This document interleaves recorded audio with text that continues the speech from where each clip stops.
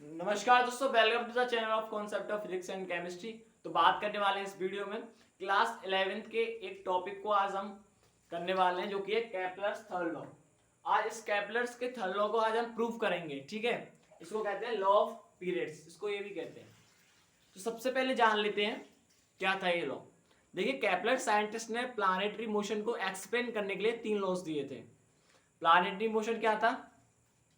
देखिए, planetary motion means जो planet का जो मोशन था उसको एक्सप्लेन करने के लिए 3 लॉज दिए गए थे। उसी में से जो ये थर्ड लॉ है वो काफी इंपॉर्टेंट है और एग्जाम में पूछा भी जाता है, तो उसी को आज हम प्रूव करने वाले हैं इस वीडियो में। ठीक है, तो ये लॉ कहता है कि अगर कोई प्लानेट है जो कि सन के अराउंड क्या करता है, रिवॉल्व करता है, तो उसका जो रिवॉल्यूशन का जो टाइम पीरियड का स्क्वायर है, रिवॉल्यूशन का टाइम पीरियड का स्क्वायर डायरेक्टली प्रोपोर्शनल होगा एलिप्टिकल ऑर्बिट के मेजर एक्सिस के क्यूब के। एलिप्टिकल ऑर्बिट क्या है? जिसमें वो और प्लैनेट है रिवॉल्व कर रहा है, ठीक है, उसके सेमी मेजर एक्सिस के डायरेक्टली क्यूब के डायरेक्टली प्रोपोर्शनल होगा। मींस सिंपल सी कहने की बात है, टाइम पीरियड का स्क्वायर डायरेक्टली प्रोपोर्शनल होता है आर के क्यूब के। ठीक है, इसमें वो ठीक है, तो इसी को आज हम इस वीडियो में प्रूफ करने वाले हैं। तो चलिए, ये ऑर्बिट है और यहाँ पे क्या है, हमारा सन है। ये सन है जिसका मास है m, ठीक है, कैपिटल M। ये ऑर्बिट है, यहाँ पे हमारे प्लैनेट है जिसका मास है स्मॉल m, और ऑर्बिटल वैल्यू स्पीड है वो है v, और जो इस ऑर्बिट की जो रेडियस है वो है r। ऑर्बिट की रेडियस क्या होगी? सन से प्लैनेट के बीच की डिस्टेंस, वही ऑर्बिट की रेडियस होगी, वो r है। ये सन है, सन का जो मास है वो क्या है, कैपिटल M है, ठीक है, और ये प्लैनेट है, ये क्या है, प्लैनेट है जिसका मास है स्मॉल m, और ऑर्बिट की जो स्पीड है वो v है।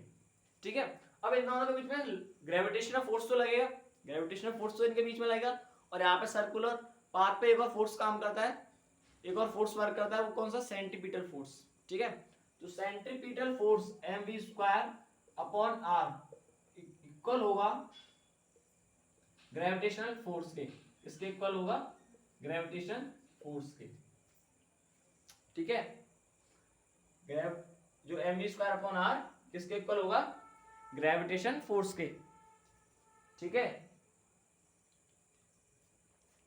तो यहां से वैल्यू निकालेंगे v² की, एक r से एक r कट जाएगा, mv² r gm, और इस एक m से एक m कट जाएगा, v² की वैल्यू क्या आ जाएगी? gm upon r।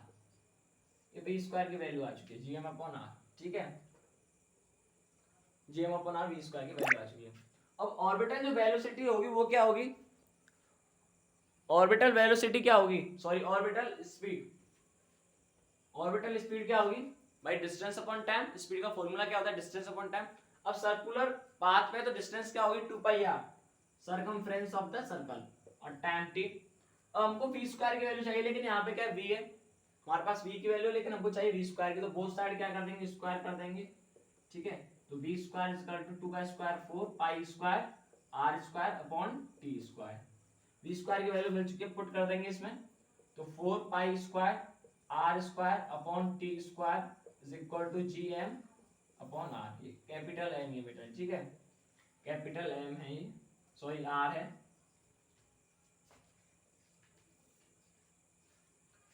इसका इसमें मल्टीप्लाई करेंगे, 4 π² r³ gm t², क्या t² is equal to 4 π² upon gm r³। ठीक है, 4 π² gm अपॉन r³। आप देख सकते हैं t² डायरेक्टली प्रोपोर्शनल है r³ के, t² is directly proportional to r³, देख सकते हैं आप। और ये जो होता है 4 π² अपॉन gm, ये कांस्टेंट होता है, इसकी वैल्यू होती है k, इसको ks लिखते हैं। ठीक है, कांस्टेंट होता है ks, इसकी वैल्यू हर प्लैनेट के लिए फिक्स होती है। तो t² डायरेक्टली प्रोपोर्शनल है r³ के, और यही हमको इसमें प्रूव करना था। ठीक है, मिलता है आपसे नेक्स्ट वीडियो में।